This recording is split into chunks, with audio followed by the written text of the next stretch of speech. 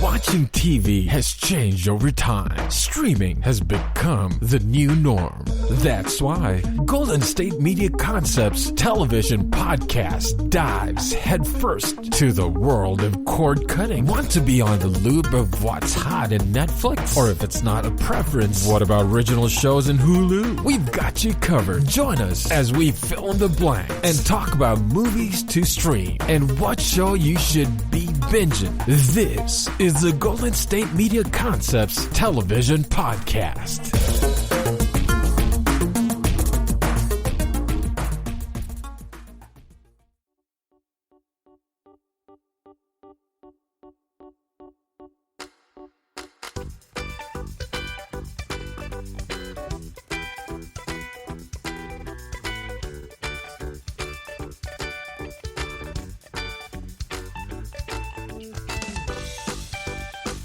Hello, and thank you for listening to the GSMC television podcast brought to you by the GSMC Podcast Network. I'm your host, Chad, and today we're going to be talking about the Paramount Plus streaming service and some of the shows that are on that platform. Specifically, we'll be looking at The Real World New York, so Season 1, Episode 1 of The Real World. I'll also be talking about the Homecoming for Real World New York, Episode 1, 30 years later, and I'll be looking at the show Star Trek Discovery on that platform as well. Now, you're probably wondering why I'm talking about a streaming platform, specifically Paramount Plus. And so I'll share with you why that is. I was reading an article this week about ways to save money in 2021. And one of the things that the article talked about, one of the suggestions, was that you should not have more than one streaming service at a time. Now, take a moment. Go ahead, think about that, because I'm sure a lot of you are like me. You have multiple services. And I certainly thought about that suggestion because I have a lot of streaming services. Let me just share some of them. I have Amazon Prime. I have Netflix. I have Hulu. I have Paramount Plus now, HBO Max. And those are just the ones. Oh, and Disney Plus. So by my count, I've got like 6 streaming services that I use at any point in time. And that doesn't even include the ones that are completely free like YouTube. That's a lot of streaming services. And as I was thinking about it, there is absolutely one or two of those that I don't engage with over the course of a month. And so what the article was kind of basically saying is, look, for most people, and I'm sure there are some of us out there that have, really varied interests, have shows that they like to watch that just happen to be across different platforms, or just have a lot more time on their hands to fill than the average bear. And so, one service may seem like a little bit of a stretch. But what the article was saying is that for the most people, one service can fill your entertainment needs. You can, there's so much content on these streaming platforms now that if you just focus on one, that you can always find something engaging and entertaining to watch. And that when you get tired of that one, then you move on to another one. But you're always canceling a streaming service, so you don't have these charges just kind of flowing out of your account. Because whether it's $5 a month or $10 a month, it's still money, and every little bit counts. So this article and this idea of only having one streaming service is something I have not been able to get out of my head. And so I started thinking about, there may be people out there that are trying to choose a streaming service or are looking at maybe potentially jumping into a new streaming service that might find it helpful to have a little bit of an understanding from someone who's actually used that service of what's on it, what's available. Is it worthwhile, in the layman's opinion? And so I thought, why not do an episode of my podcast on a new streaming service that launched in the last couple months, and that service is Paramount Plus. So that's what I'm doing. That's what I'm doing. That's why I'm doing it. I hope it helps. And if not, you at least hopefully got some entertainment value out of today's podcast. Okay, so Paramount Plus, basically, you have Paramount. And underneath Paramount, there's all these different networks and subsidiaries that they own. Things like CBS, BET, Comedy Central, MTV, Nickelodeon, and the Smithsonian Channel. If you're a subscriber to Disney Plus, this structure is not new because Disney very much has the same thing in their universe, where they have like the Marvel properties and they have the National Geographic properties, so on and so forth.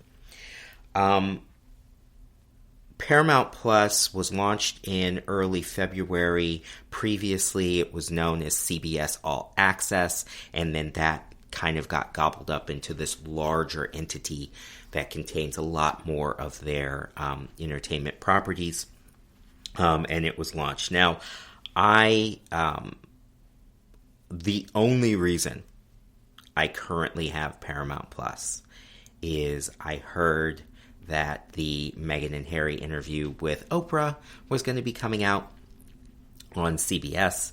I knew I wasn't going to be able to see it live. I had missed it, and I wanted to see it, and so I made a assumption that it would be available on CBS All Access, and so I went and I kind of Google searched to, confirm my assumption, and I found out that CBS All Access had gotten gobbled into, or had gotten kind of put into this umbrella of Paramount Plus, and so I was like, dang it, I really want to see this.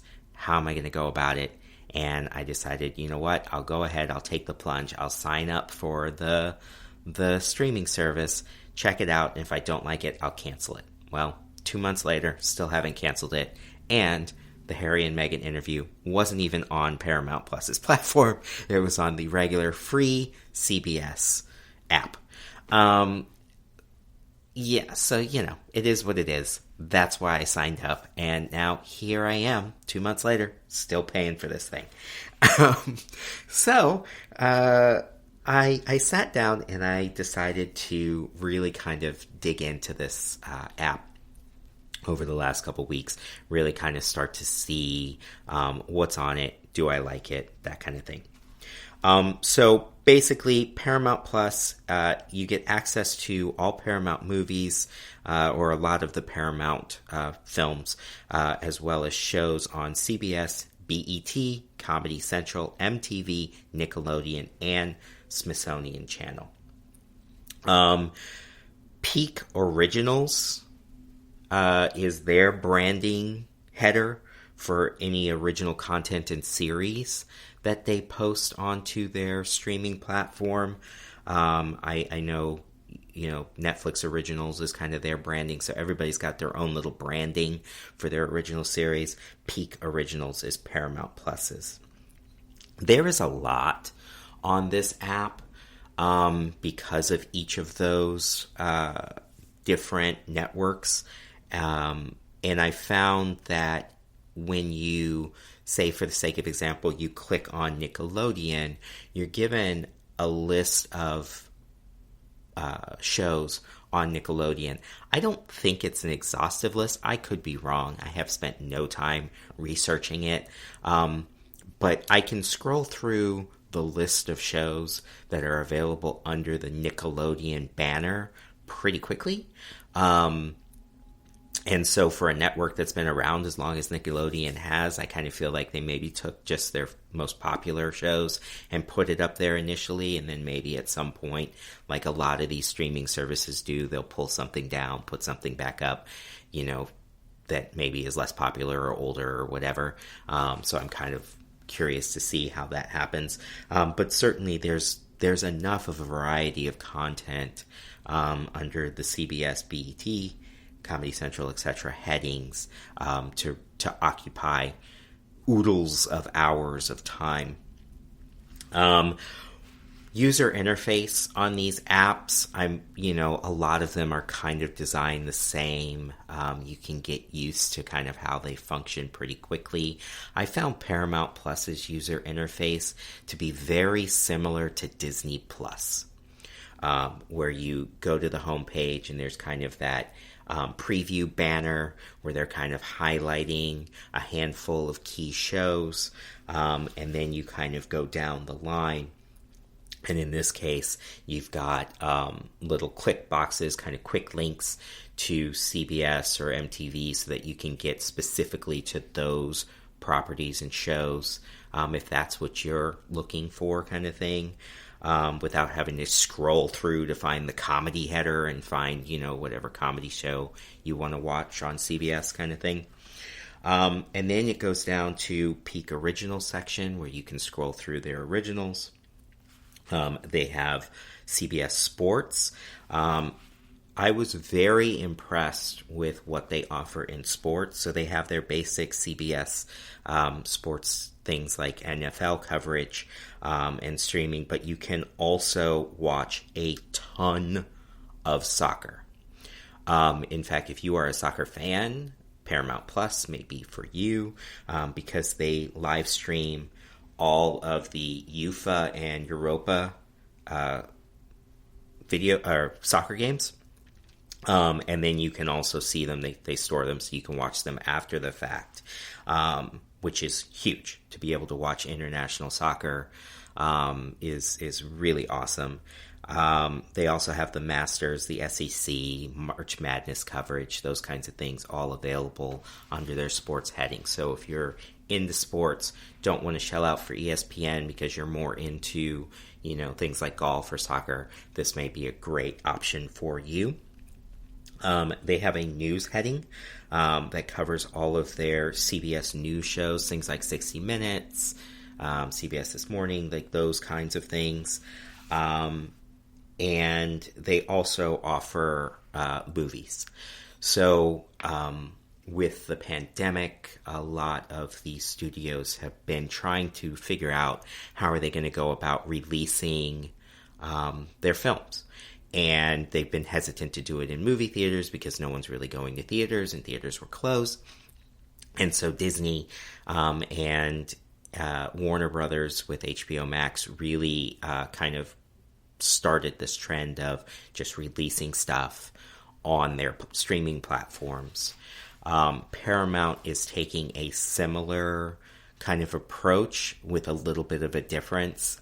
So for studios and movie theaters, there's kind of this delicate balance and negotiation that goes into the films that are played in movie theaters, where the studio commits to not putting that film out on streaming or DVD or any of the other ways to watch movies for a certain amount of time so that it can be exclusive in movie theaters, and that way it helps to drive people into movie theaters and keep those businesses operating. That window used to be 6-8 weeks. The studios have always wanted it to be a little shorter, especially as they started kind of launching their own streaming platforms. And with COVID and everything that's kind of happened over the last year in that industry, it's allowed them to really kind of play their hand a little bit stronger. And so Paramount has basically negotiated these windows of 30 to 45 days. Exclusive to theaters. So the nice thing about having Paramount Plus is that if there is a Paramount film like the upcoming Mission Impossible sequel that you want to see, and you don't want to go to the movie theaters, maybe you're not comfortable, or maybe you just can't afford to go to the theater and want to watch it in the comfort of your own home, you'll be able to do that within 30 to 45 days of that film releasing in theaters, which is a slightly shorter wait time than what we had before the pandemic kind of upheaved that industry as well as so many others. So great opportunity there on the movie front.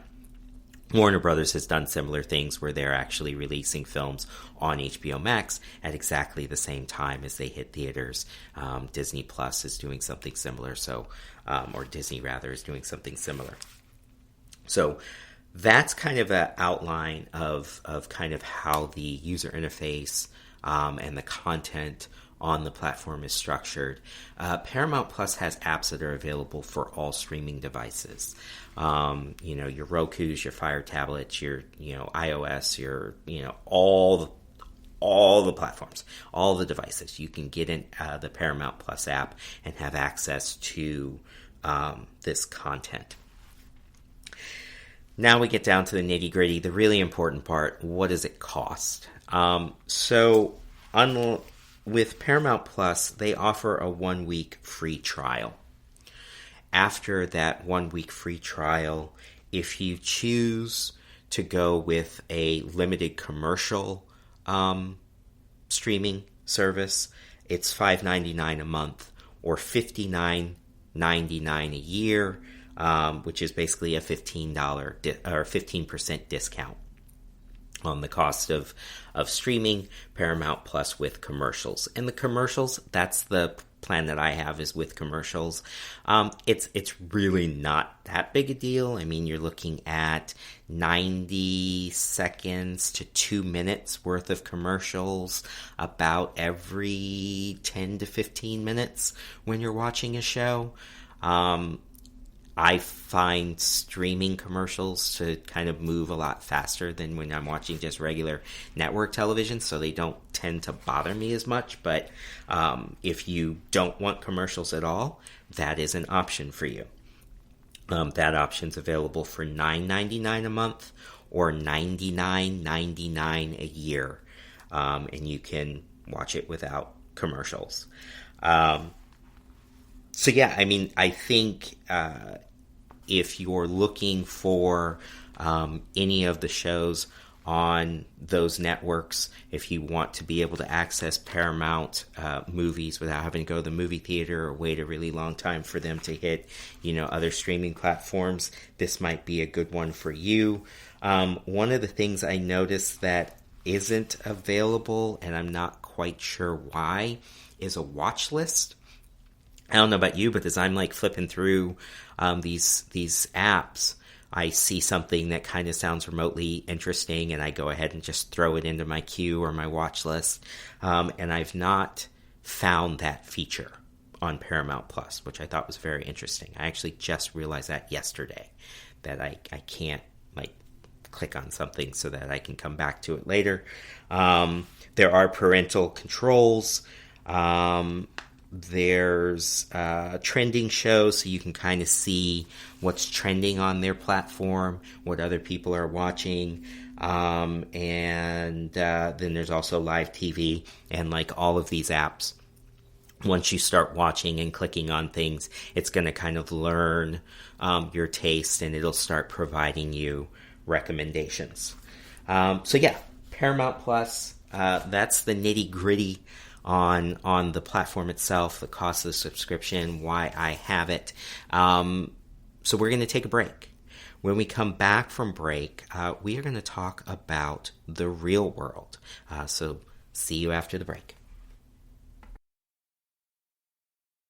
Want to know the latest and hottest music hitting the airwaves? Don't be left out. Listen to the Golden State Media Concepts Music Podcast. Keith keeps you on the loop with everything you need to know from pop, rock, hip-hop, and the top 40. And we'll throw in news of your favorite artists, concert and tour dates, and so much more. Listen no further, because this is the gold standard in music podcast.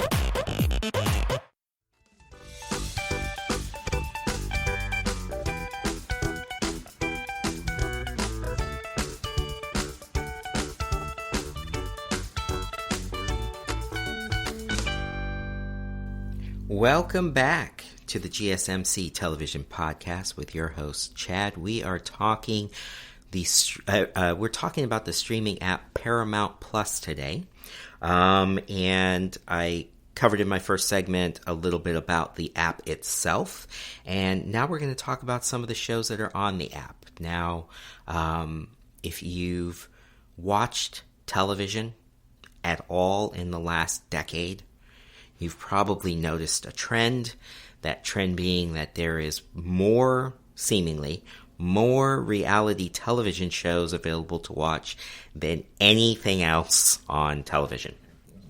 It is kind of insane, the amount of reality TV that is available now. It is kind of insane, the amount of celebrity that is attached to reality TV and how much money there is in that whole genre of television. And you may wonder why. Why is this a thing? Where did it all begin? Well, folks, look no further than the Paramount Plus app. And under MTV shows, there's a little show called The Real World. And that is credited with being the start, the catalyst, the pioneer in the genre that is way, way over inundating most of our lives nowadays, reality TV. The Real World New York premiered in May of 1992. Take a moment. Think about that. Were you alive in 1992? And if you were, where were you in 1992?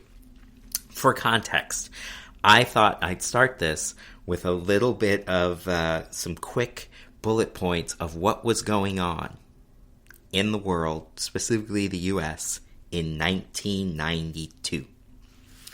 1992, the first nicotine patch was introduced, and the DNA fingerprint was invented.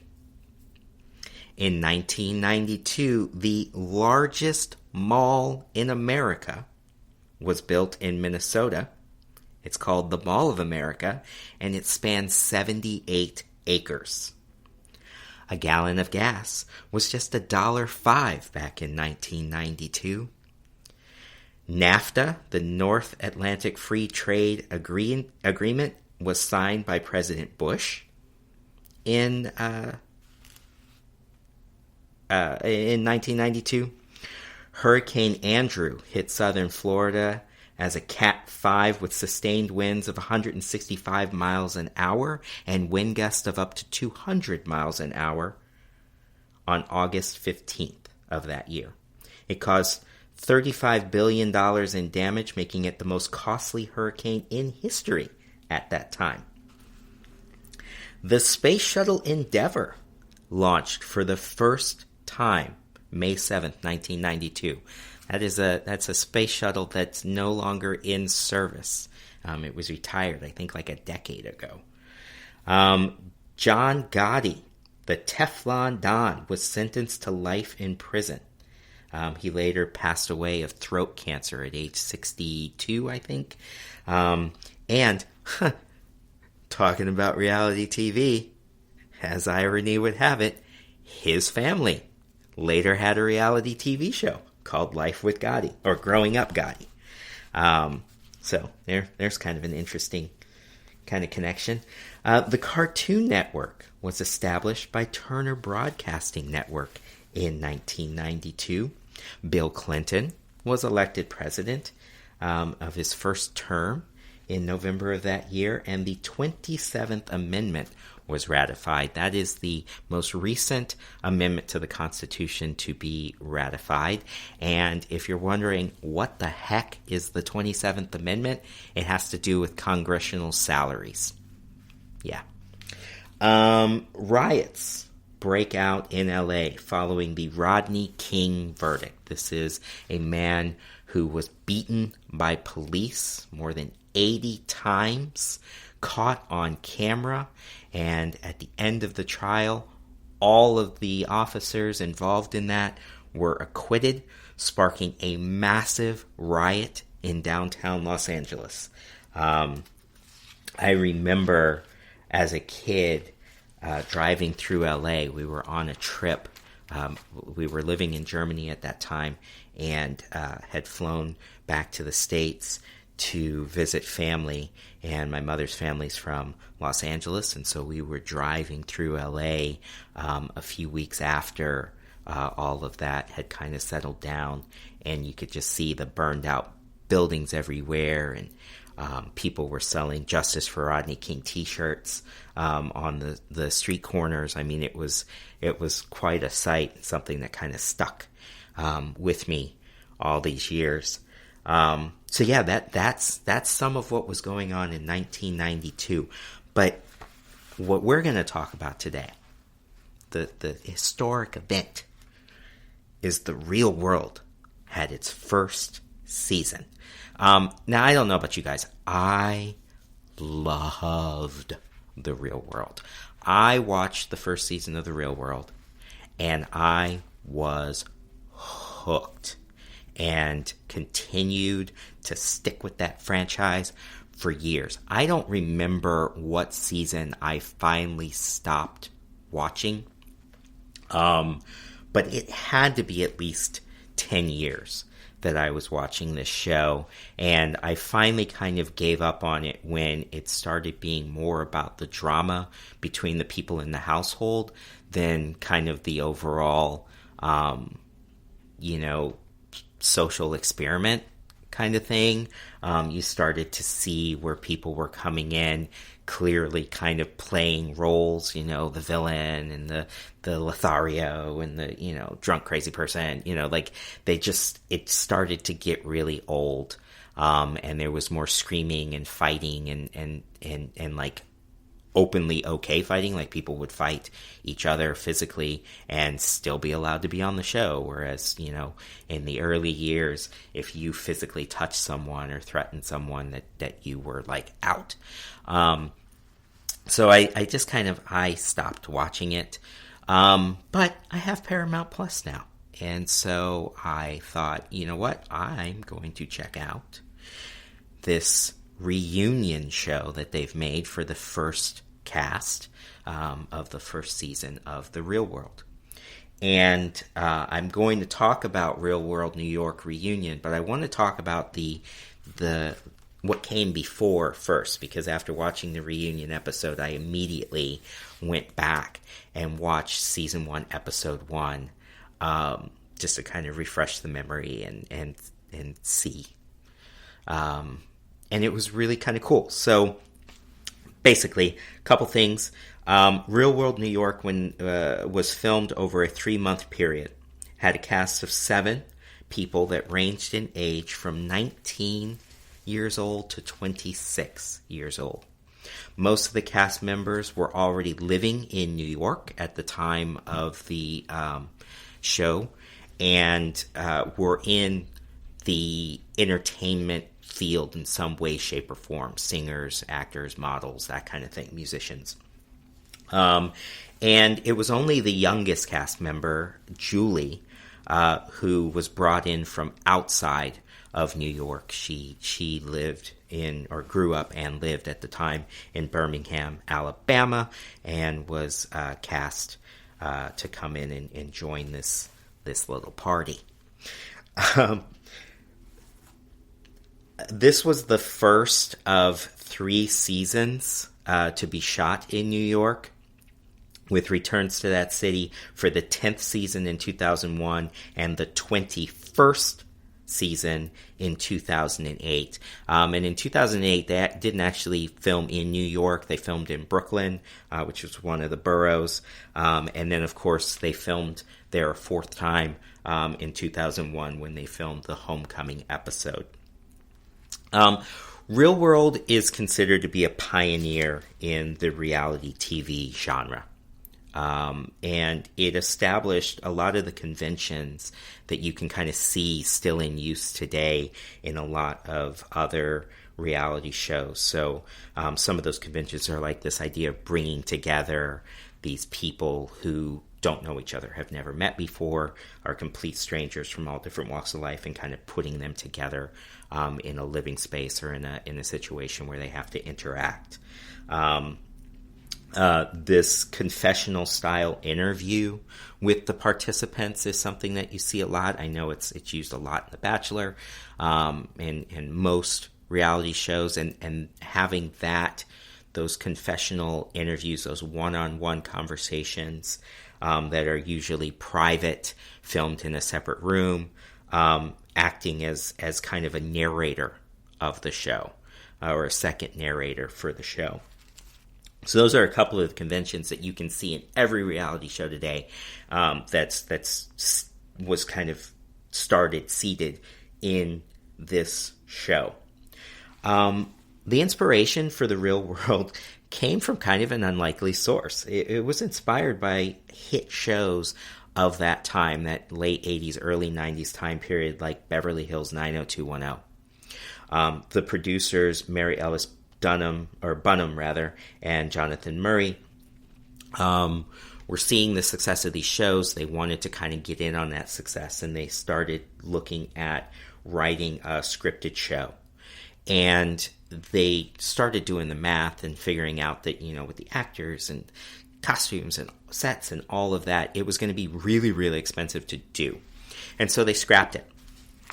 And they started pursuing this other idea. And basically the idea was, can we cast normal people, quote unquote, and put them in a house and tape their day-to-day lives while they live together, and would there be enough kind of conversation and just general interaction that you could have a show without having to script it? That was kind of the hypothesis that they were going after. And so they decided to give it a shot. So they selected 7 people from a pool of 500, and those people were paid. They were paid to live in this loft in New York. They were paid $2,600 for their time on the show, and the time was approximately 3 months, from May to August of 1992. Now, when Real World came out, the reviewers hated the show. They considered it too phony to be a documentary and too dull to classify as entertainment. Unlike reviewers, viewers like myself absolutely loved the show. Remember, there had been nothing like it on television up to this moment. And so this idea of being able to follow these people around in their lives was completely new to people and was fascinating to me. Which is probably why, it's continued even to today. They're still filming episodes of The Real World, and, it's spawned this whole other genre of reality TV. Cast of the show. So 7 cast members. First off, we have Becky. Becky is from Pennsylvania. She's 24. She was an NYU student turned actor turned folk singer. So she went to NYU, studied acting. After doing some acting, she decided, you know what? My first love is music. I want to get back to that. Became a folk singer. Then we have Andre from Detroit, Michigan. He is 23. He's a singer and a guitarist that moved to New York a year before getting cast on The Real World with his band Rain Dance, spelled rain as in reign of terror or King's Reign, dance. Heather. She is 20 years old from Jersey City, New Jersey, and Heather is a hip-hop artist. At the time, she was signed with Boogie Down Productions. Julie, the youngest of the 7 cast members, she is 19 from Birmingham, Alabama. Julie's a bright-eyed, aspiring dancer. She was actually cast very specifically. She was cast as the fish out of water, whose experiences in New York would serve as a lens through which viewers would be introduced to the show. I always kind of wondered, as I was watching this show and realizing that all of these people were saying they were from New York and Julie was the only outsider, why that was, and that apparently is the purpose. Norman, 25 years old from Wakefield, Michigan. He is the openly gay LGBTQ plus gentleman in the house. He's an artist and an entrepreneur. So at the time of getting cast in the show, he and his partner had a business. He was working as an artist and selling art in New York City. And then we have Eric, the heartthrob of the show. Eric's 20 from Ocean Township, New Jersey. He's a TV and print model who had also gotten into commercials. Eric, after the show, look, Eric's dreamy.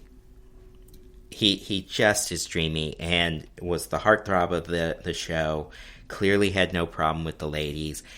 Went on after the show to have several workout videos and do some other shows with MTV. And then Kevin. Kevin's the oldest member of the show. 26 years old from Jersey City, New Jersey. He's a poet, writer, educator, activist. I'm calling him an activist. I'll explain why. But he was a poet, writer, and educator. And he was studying political science at the time that he was cast for The Real World. Kevin and Heather are both African American or black. They are in the show, and if you've seen the first season, or if you even just watch the first episode, you can see a lot of kind of a window into what the first season was about, because race plays a very, very strong part in season 1 for a number of reasons. So one is this is the first time several of the cast members had been in close quarters with black people, so they had never lived with black people before, and they actually have a conversation about that and their experience with people of color or other nationalities on night 1 in the house. But it's also important to the show because of the Rodney King trial.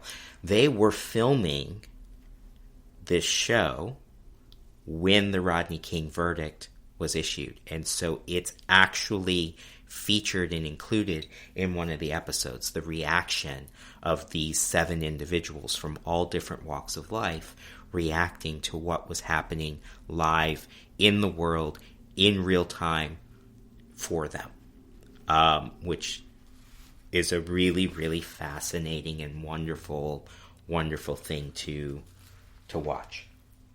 So we are going to take a quick break, and when we come back, I'm going to talk a little bit more about kind of what happens in the first episode of The Real World, and we're going to talk about the first episode of the reunion season as well. So stay tuned. See you on the other side of the break. Tired of searching the vast jungle of podcasts? Now listen close and hear this out.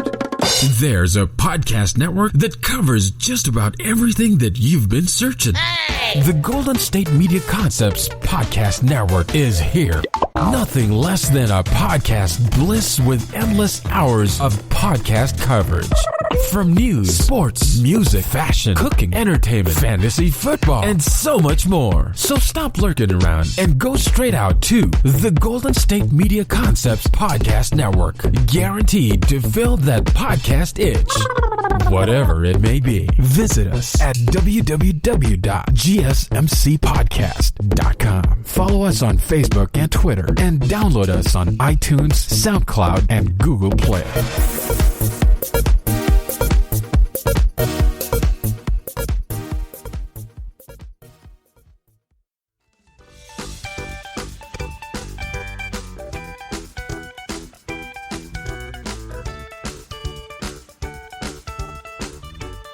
All right, welcome back to the GSMC Television Podcast with your host, Chad. We are talking Paramount Plus today, and before the break, we were looking at The Real World.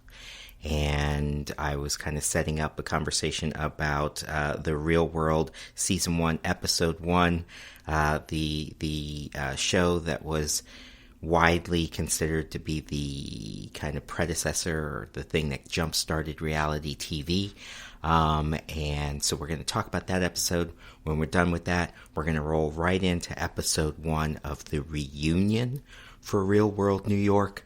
They're bringing back the original cast to New York City for the first time in 30 years, or 29 years. So let's jump into it. Real World, Episode 1, Season 1. So 7 people pick to live in a house, have their lives taped to see what happens when people stop being polite and start getting real. The real world. Can you tell I'm a fan? So the first person to arrive in at the loft. So basically for the show, they took over a loft, 4,000 square feet of space. They completely renovated it to allow for 7 people to live, kind of took some walls down between the bedrooms to make them a little more communal. And then there was a crew of 13 people that were working production. This loft is in New York City, and the first person to arrive is Eric. And Eric, as you know, is a New York model, and he kind of walks around and just is blown away by what this loft looks like. It's at that time was pretty luxurious, really big kitchen with kind of this island, nice living room area, dining room. And it's kind of funny because they show this scene of him sitting down at the dining room table, and he's got this like address book in front of him, and he's on the phone. And mind you, it's 1992, so the phones have cords. They are stationary and plugged into the wall. And so he's sitting at this dining room table and he's calling people, and he's literally like going through his Rolodex, calling people like, yo, this place is dope. You got to see this apartment, XYZ. Really, really funny, kind of endearing. Eric's just 20 years old, so clearly this is like a monumental moment for him to be in this like really, really nice space. And he's wanting to, show it off to his friends. So I thought that was really cool. As he's making these calls, Becky comes in, and she's the second person to arrive.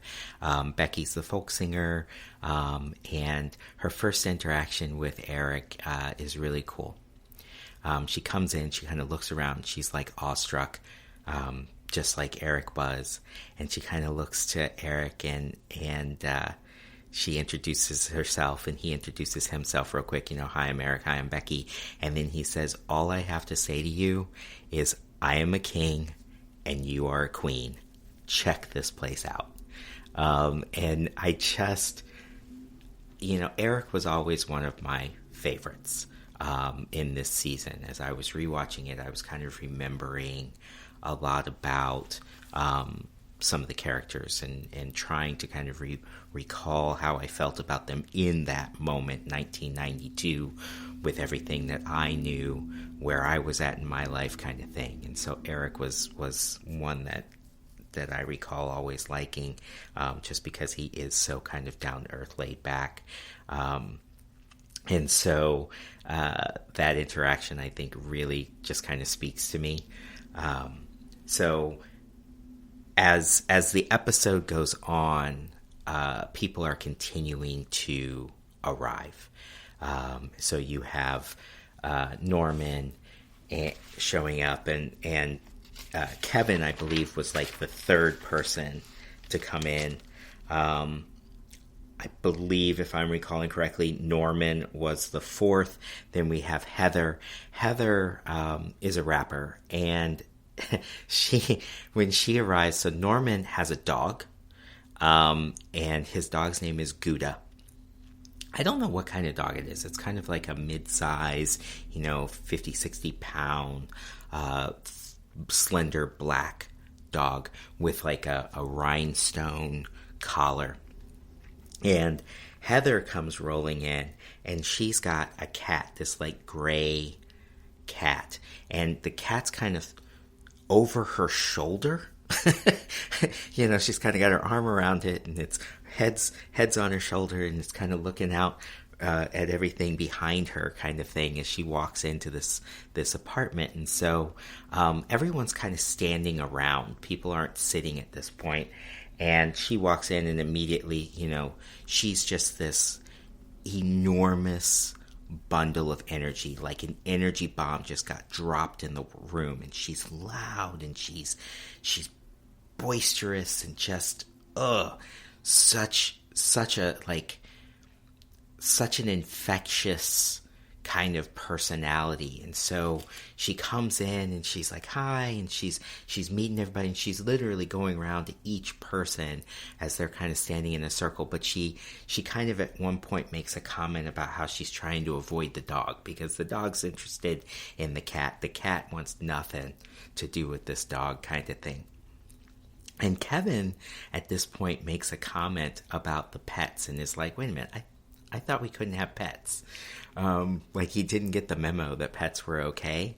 And he doesn't say anything beyond that, at least not in what we see of that conversation. But it was just kind of a funny, quick, like, wow, how many animals are we going to have in this damn apartment kind of comment. So Heather comes in, she's boisterous, big ball of energy, she meets everybody, and then we have this real kind of contrast to Heather with Andre. Andre's a musician, he's got the long hair and the black trench coat, and, kind of comes rolling in, just laid back and cool, and he introduces himself to this group of people, and they kind of show him in a confessional one-on-one conversation where he's talking about how these people are complete opposite end of the spectrum from the type of people that he would normally engage with, interact with. He doesn't know anybody that's like these guys. He doesn't hang out with anybody that's like these guys. Just, totally different. And yet he seems very kind of calm and at ease. And that's kind of his vibe, right? He's a laid back musician. So there's a question that's asked by Becky, I believe, asking, who the smokers are in the house. And so the two smokers, which at the time are Norman and Becky, Andre and Becky, they end up kind of sitting together in the sitting area with, at this table, and they've got their ashtray in between, and then everybody else kind of spreads around this kind of round table, and they're talking. And they're just having conversation. They're like, wondering who the seventh person will be. And shortly after that, in walks Julie, the youngest member of the cast. She's the last one to arrive after her flight from Birmingham, Alabama. And they show her in the cab as she's on her way to the loft, and the cabbie is talking about all of the violence in the city, and just all of the negatives of New York are coming from this cab driver. And so, I can only imagine for a 19-year-old who's never been out of Birmingham, Alabama, that had to be a little intimidating. But she comes in, and it's really interesting because she walks in the apartment, everybody says hey, she says hey, and she immediately walks across the room and plops down in Norman's lap. I'm not sure why she did that.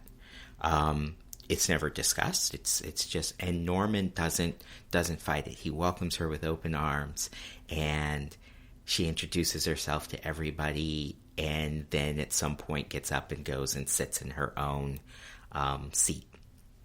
But I just thought it was kind of interesting because, it could have been really awkward, this 19-year-old kind of coming in the room, 6 other people already there kind of thing. And instead, she did it as though she's known these people for a long time. And I kind of wonder if that helped her to kind of feel more comfortable, like if that was an intentional choice or if it just kind of happened. But I thought that was interesting. So the rest of the episode is really just them sitting around the table kind of getting to know each other. They're having kind of baseline conversation, who they are, where they're from. They talk about, they start to talk about school. And this is where, from the very beginning, night 1, this conversation about race that's going to kind of flow through this entire season in different ways comes up. So at one point they're having a conversation and there's a beeping sound.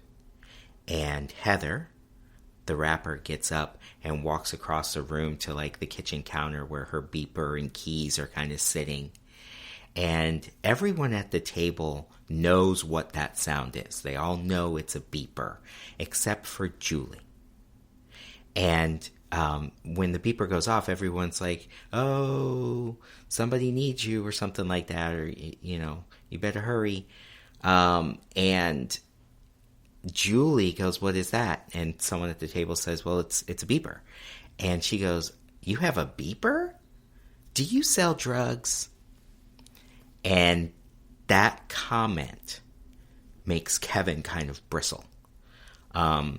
Kevin and Heather are the only 2 black people in the loft, and there's kind of this confessional moment of Kevin where he's like, I got a little concerned, like, is this going to be a thing, kind of thing. So right off the bat, this topic of race comes up, and I think because that came up so quickly, and because the conversation was kind of talking about the schools they went to, the amount of diversity or lack thereof at their schools, the producers really kind of leaned into that for the remainder of this episode.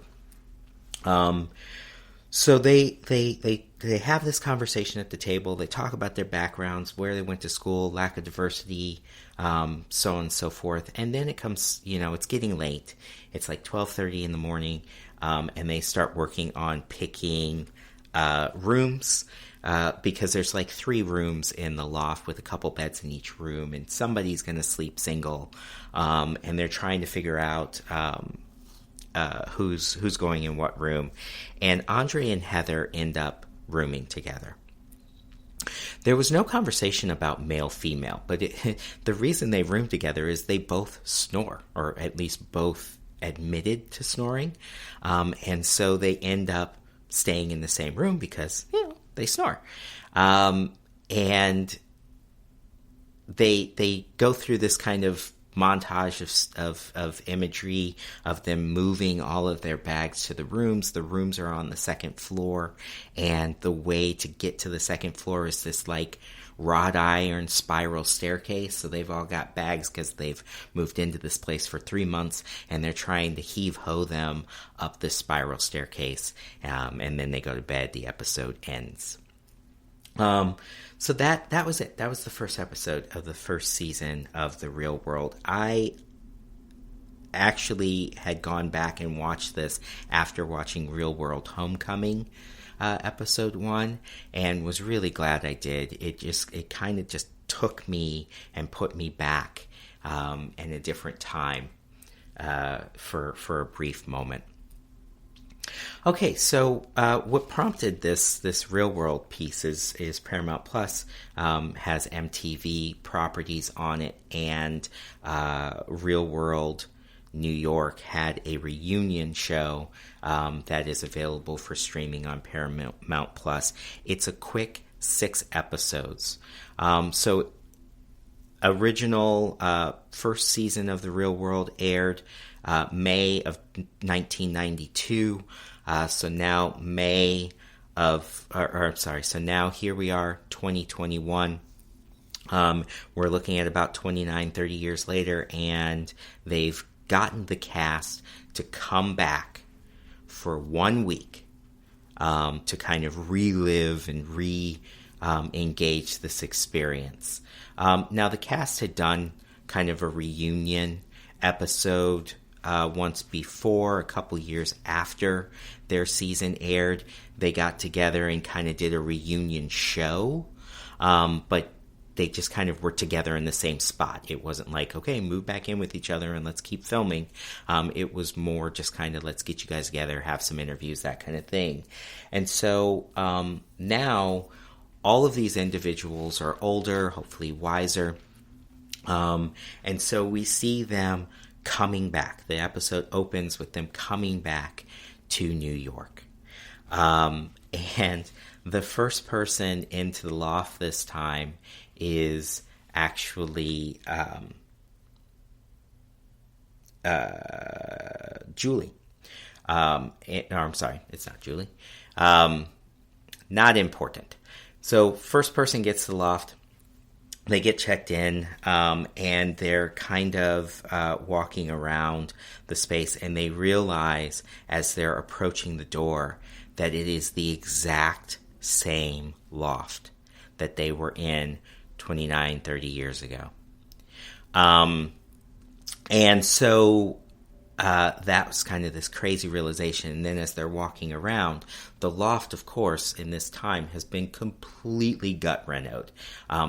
Everything is the same, but nothing is the same kind of thing. And I thought it was really interesting in the first season when they showed the bedrooms, it was literally just like mattresses. There was no sheets.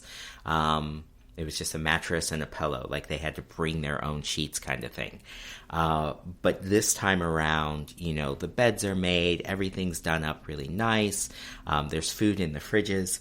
And so as people keep arriving, they're having kind of this realization. I believe it was like Andre and Becky were first. Norman was third. Kevin was third. Norman was fourth. And then we get Heather and Julie and then Heather. I believe that's the kind of order. And at this point, everyone's lives are different. So we know that Andre has a family. He's got a daughter who's under the age of like 4. Julie also is married with 2 kids. She spent some time in New York. She moved to Los Angeles. She moved back to Birmingham kind of thing. Settled down, had kids, white picket fence, the whole 9.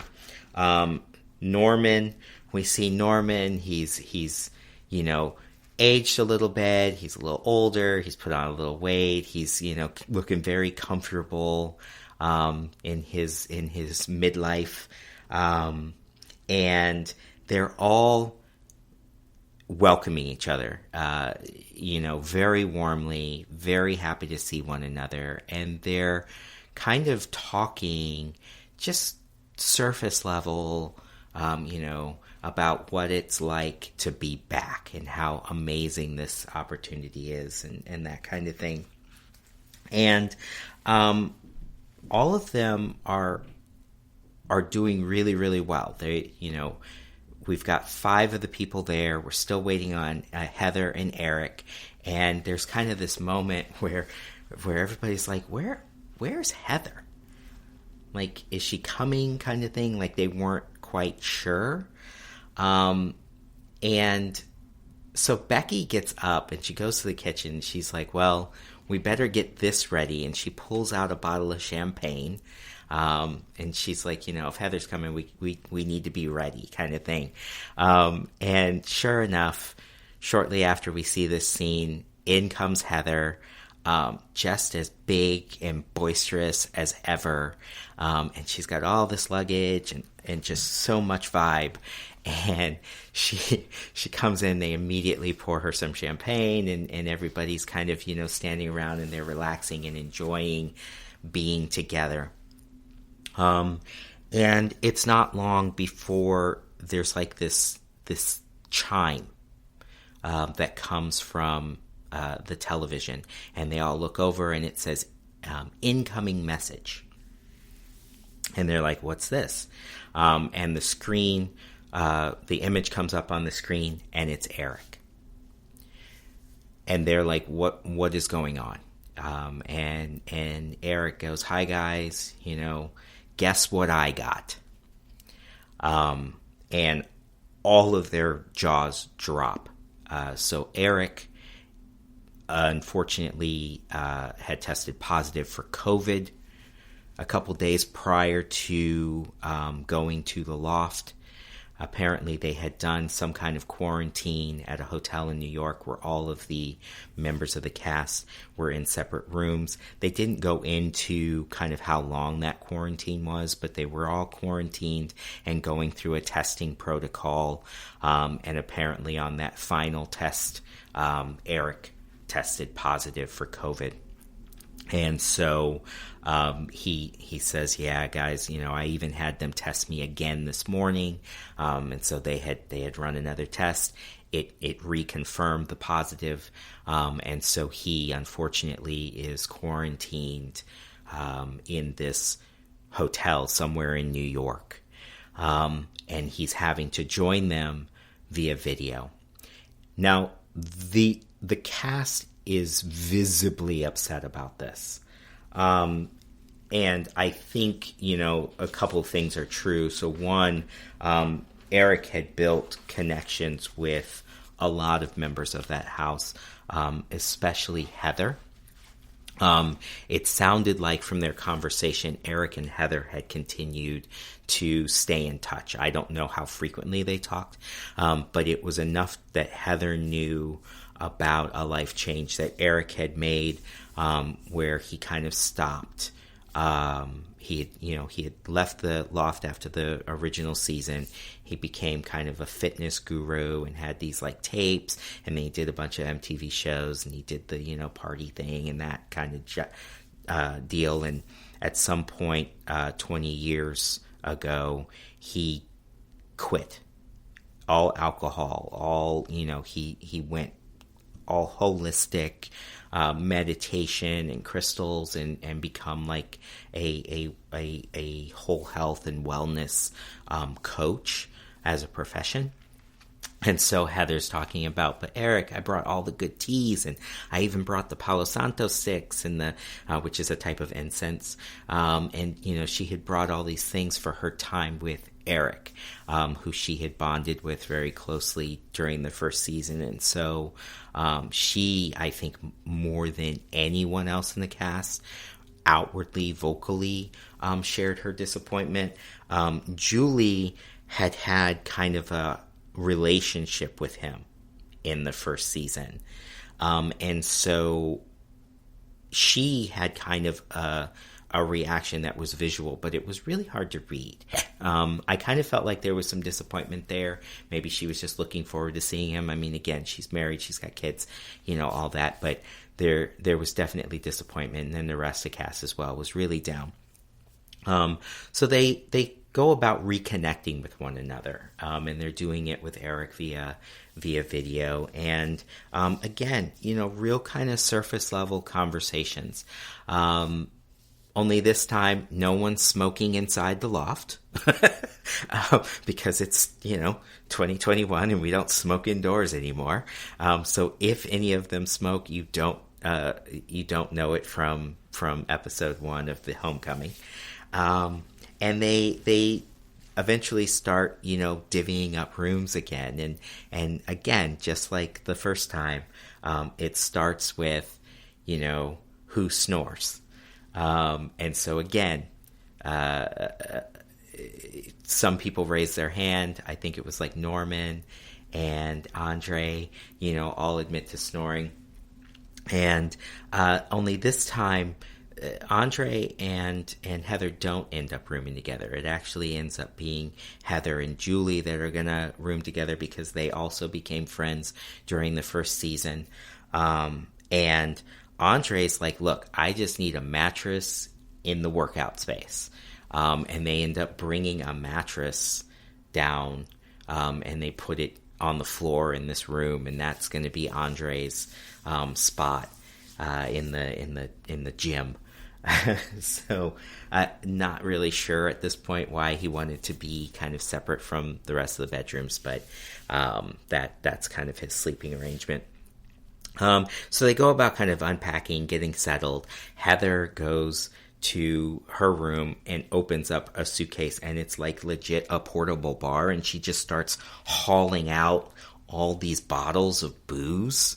I mean, like everything, tequila, rum, you name it. She's pulling it out of this bag, and then she gets this like massive shaker out and is like, anybody want a shot kind of thing. So like Heather brings the party. And they start calling their families. So Andre calls his daughter.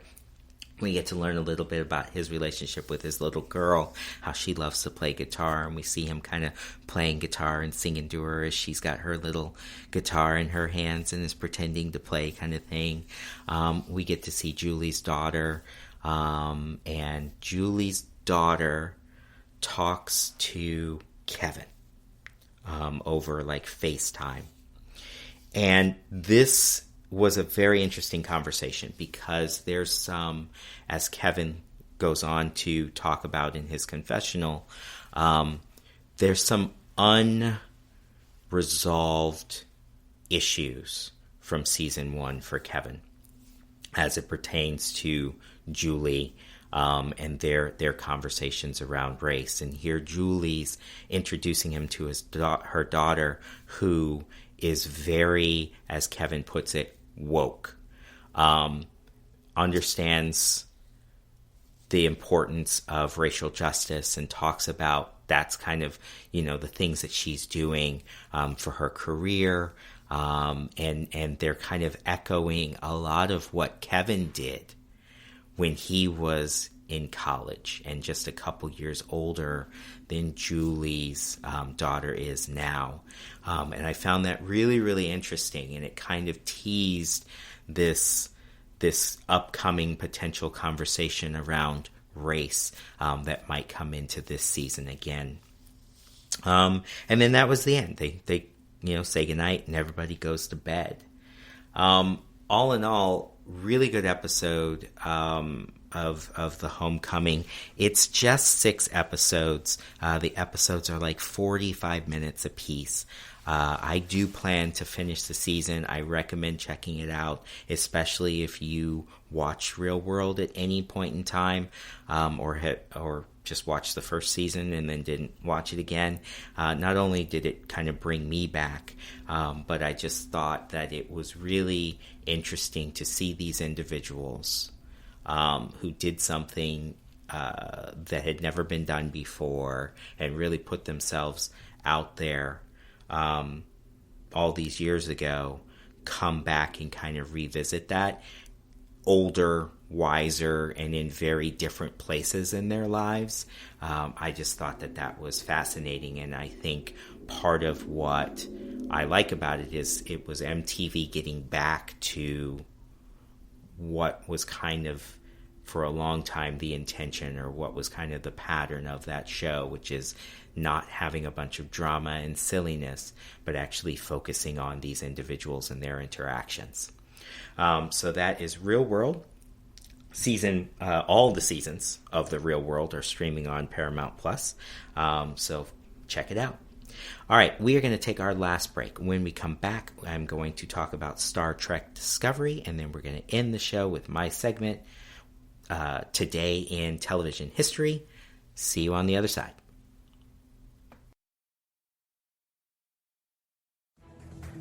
Want to find out what movies to go see? Then check out the GSMC Movie Podcast. It's your ticket to the latest movies, whether it's a new blockbuster event, romantic, comedy, or action flick. This show has got it all covered. They talk some what to go see now. Don't bother. What's hot on Netflix and everything in between. That's gsmcpodcast.com/movie-podcast. When it's all about the movies, it has to be this new show. Don't forget to like them on Facebook and follow them on Twitter. Visit gsmcpodcast.com for more info.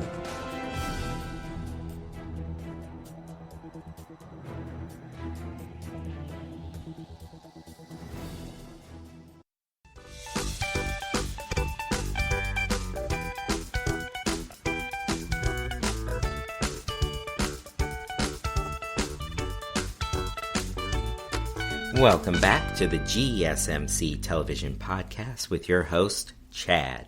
All right, we are talking Paramount Plus and some of the shows that are available on that streaming platform. I want to take a moment to end this show talking about Star Trek Discovery.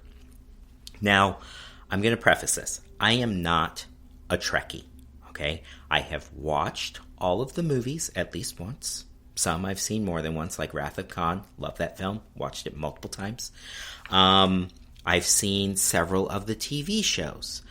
I actually have not seen any of the Star Trek television shows since Next Generation. That was the last Star Trek that I watched. And since then, there's been Deep Space Nine and Enterprise and all those others, right? I heard about Star Trek Discovery a few years ago when they launched CBS All Access.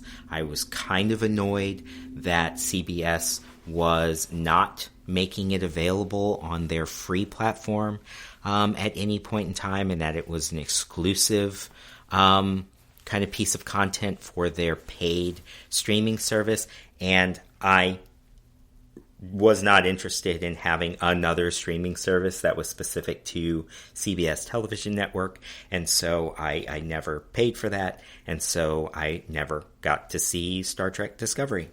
Well, I have Paramount Plus now, and Paramount Plus has all the CBS All Access shows, so I decided to sit down and watch Star Trek Discovery. So couple things. Star Trek Discovery premiered September 24th of 2017. It is the 7th Star Trek series and the first since the conclusion of Star Trek Enterprise in 2005. Now, what's significant about that is prior to the finale of Star Trek Enterprise after 4 seasons in 2005, there had been a Star Trek show on television, in production, consistently for 18 years straight. And now we have this gap from 2005 to 2017 where there's no new Star Trek franchise being produced. So I thought that was really interesting and pretty significant for a franchise that's, has a wild popularity with fans. The show Star Trek Discovery is set 10 years before the events of the original Star Trek series, and focuses on Michael Burnham, played by Sonequa Martin Green, and the launch of Star Trek Discovery on CBS All Access, this was kind of their, this was the show that they really promoted as they were launching their streaming app. Star Trek Discovery was a key piece of content that they really spent a lot of time and money marketing. And it appears that marketing paid off because the launch of this series led to record subscriptions for the fledgling streaming service. As of right now, it has 3 completed seasons, all available on Paramount Plus, with a 4th season that's coming out this year. This show has had really good reception. Fans and critics have really enjoyed the show, and it's been nominated for a number of different awards from a number of different groups. So some of the groups that have nominated Star Trek Discovery for awards are GLAAD, Critics' Choice, Emmy, Directors Guild, the Saturn Awards, and Hugo Awards. It's been nominated for a Peabody Award, and then multiple awards from the various guilds like Costume, Visual Effects Guilds, and Directing. So not surprising, the visuals are absolutely incredible. From a standpoint of diversity and inclusion, Star Trek is known for kind of breaking those boundaries and barriers of diversity and inclusion. And so this Star Trek Discovery series kind of continues on that tradition and takes it kind of to a whole nother level even. And it's just, I'm 4 episodes in. It's a phenomenally done show, and doesn't feel recycled or old or at all. So for the purpose of today, I'll just talk briefly about season 1, episode 1. It's a little hard to do because episodes 1 and 2 are kind of like the continuation of the big event that happens. So inevitably, I'm probably going to merge the 2 in this discussion. I'll try not to, but I'm sure it's going to happen. So I'm just throwing it out there now. So the kind of key characters in the first episode are Michael Burnham. And she basically is like, she's the number 2. She's to the captain. The captain, she's on the ship called the Shinzo, and the captain of the Shinzo is Philippa Georgia. And this captain has kind of taken Michael under her wing. So Michael's parents, we learn in this episode, died in an attack, and she was kind of rescued by a Vulcan named Sarek, and so she was raised and educated on Vulcan, on planet Vulcan. And for those of you who know nothing about Star Trek, the Vulcans are this race of very logical, intelligent, almost emotionless peeps, because logic overcomes emotion for them. And so if you've heard the name Spock, who was in the original series and a bunch of the movies, played by Leonard Nimoy, Spock was a Vulcan, pointy ears. Does that whole live long and prosper V thing with his hands. And so she was raised by Vulcans and educated as such. And so she kind of lives in this very strange place. She's a human who was educated by this other group, the Vulcans. And so she's got this whole kind of very steely approach. Very Vulcan in how she approaches things, thinks about things, and yet she's, human.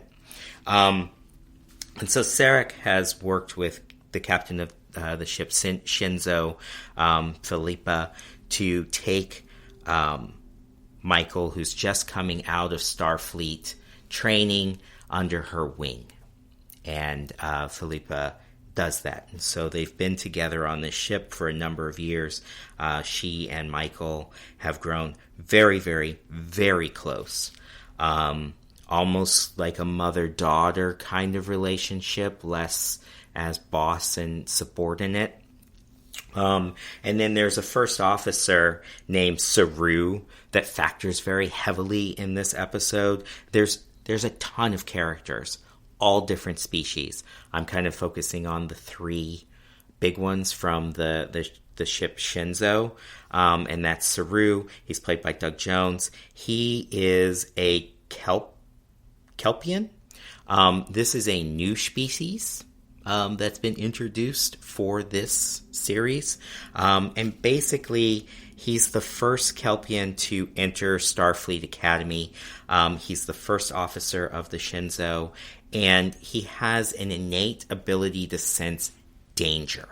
Apparently, on his planet, his race, or his species rather, is hunted. They're like a food on his planet.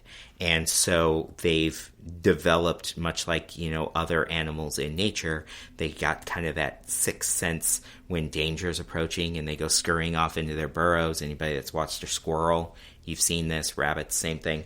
And so he's got these like little, they call them philogangeli, but they're like little hairs, these finger-like hairs on the back of his neck that stand up and wiggle when danger is present. And he actually, the way he describes it as an innate sense of impending death.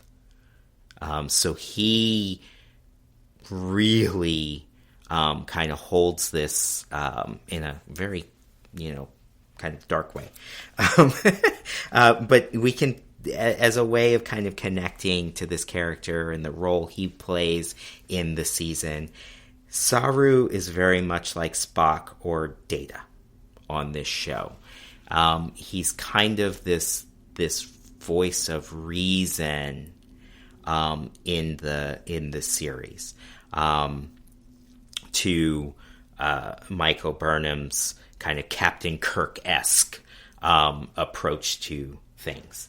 And so in the first episode, the Shinzo is checking out a disturbance. A couple of stars have begun to collide, and so they're looking at a disturbance that's come from that area of space, and they're kind of at a distance because, two stars are colliding, and there's all of this debris field and stuff, and their scanners are finding this kind of intermittent blip.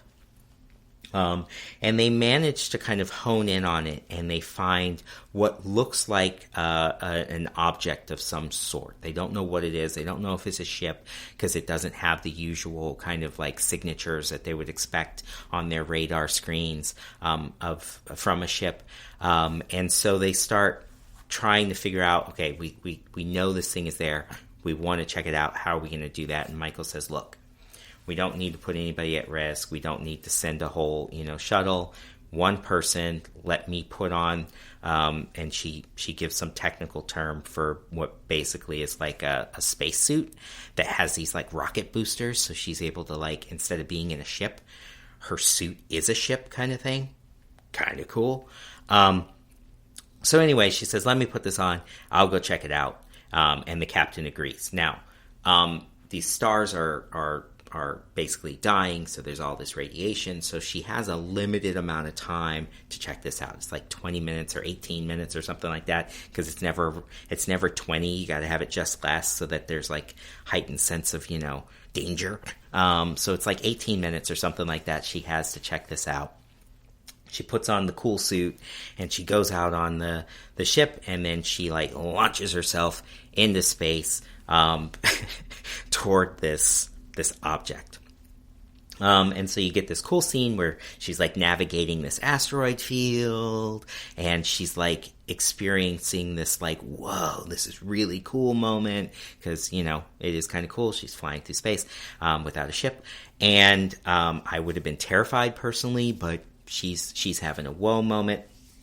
So she gets close to the ship, and she kind of stops, and she's kind of floating in midair, and she's looking at this thing, and she decides she's going to take a closer look. Now, this thing is like, it looks kind of like, I don't know, it kind of looks like a porcupine.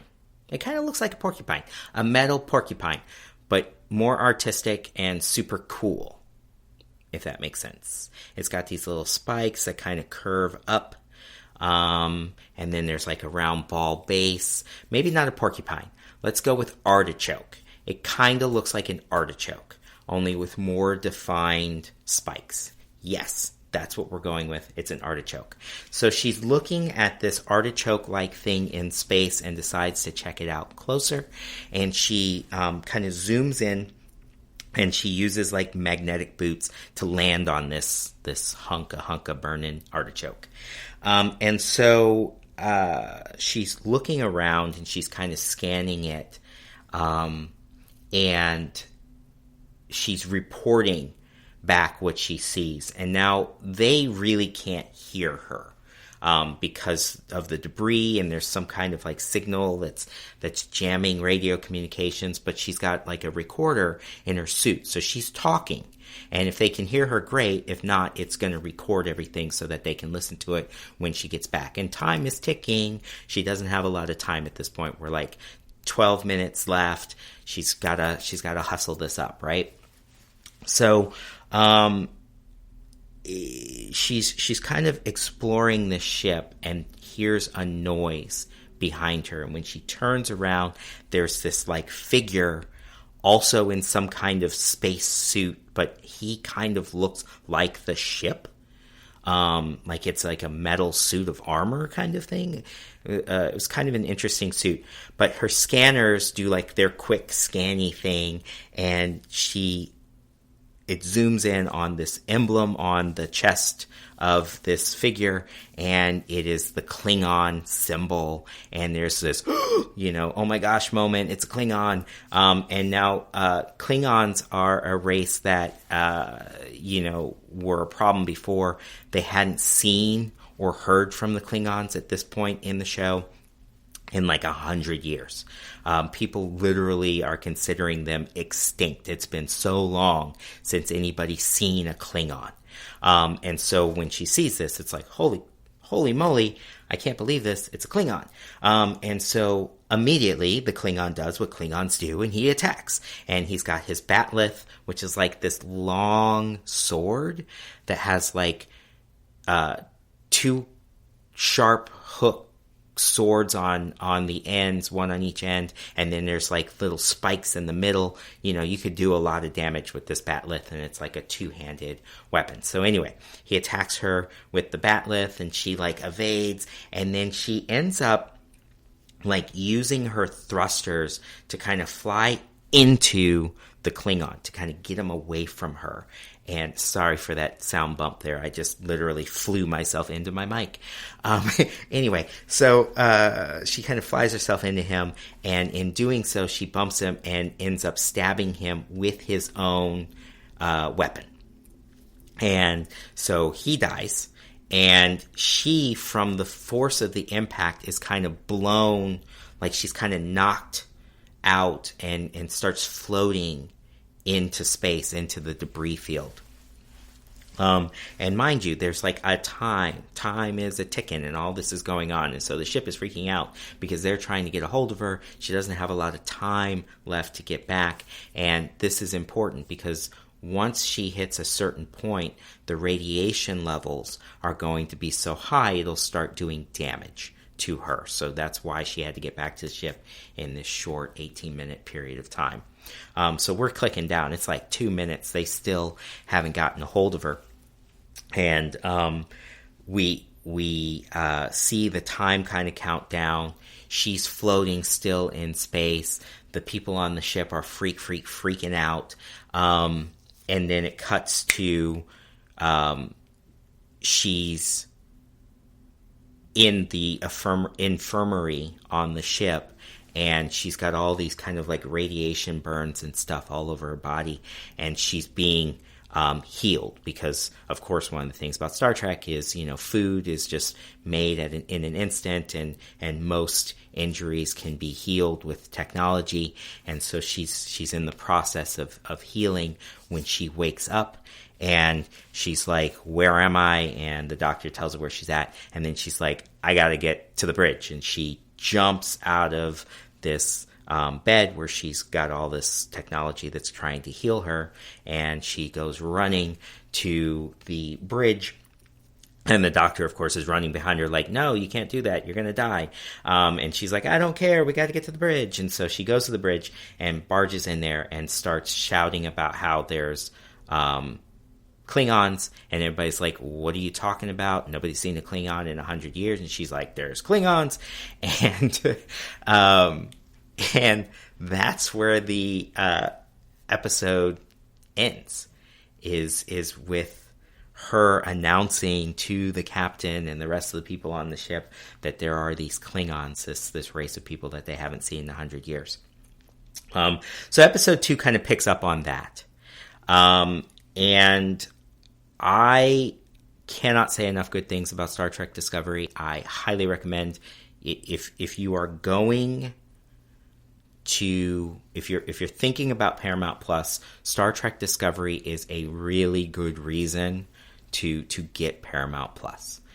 It is at least worth 1 month subscription to binge watch Star Trek Discovery before canceling.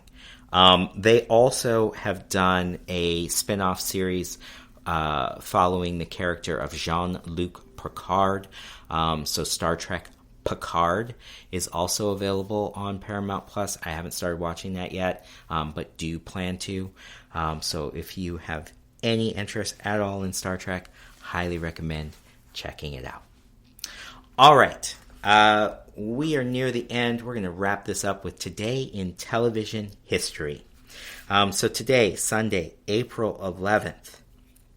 On this day, April 11th, in 1999, Shakespeare in Love won at the 52nd BAFTA Awards. BAFTA stands for British Film and Television. It won Best Film and Best Director for Peter Weir. In 2015, Amy Schumer hosted the MTV Movie Awards. On this date, April 11th, in 1973, television actress Jennifer Esposito, you may have seen her in Summer of Sam, is born in New York, New York. April 11th, 1911, actress Mae West marries fellow vaudeville star Frank Wallace in Milwaukee, Wisconsin, my daddy's hometown. And on April 11th, 1981, One Day at a Time actress Valerie Bertinelli married rock guitarist Eddie Van Halen. I believe Valerie Bertinelli has a cooking show now. I could be wrong, but I'm pretty sure she does. And my last little factoid for today in television history, in 2007, April 11th, 2007, Dynasty star Heather Locklear divorced rock star husband Richie Sambora after 11 years of marriage. They cited irreconcilable differences as their reason for divorce. All right, guys, that's it for the show today. I hope you enjoyed it. As always, thank you. Thank you for listening to the GSMC Television Podcast, brought to you by the GSMC Podcast Network. I'd like to ask that you please remember to subscribe to the show and write a nice review. That really helps me out. Also, please follow us on all the social medias, Facebook, Twitter, Instagram. Really appreciate it. Thanks, guys. See you next time. You've been listening to the Golden State Media Concepts Television Podcast, part of the Golden State Media Concepts Podcast Network. You can find this show and others like it at www.gsmcpodcast.com. Download our podcast on iTunes, Stitcher, SoundCloud, and Google Play. Just type in GSMC to find all the shows from the Golden State Media Concepts Podcast Network, from movies to music, from sports to entertainment, and even weird news. You can also follow us on Twitter and on Facebook. Thank you, and we hope you have enjoyed today's program.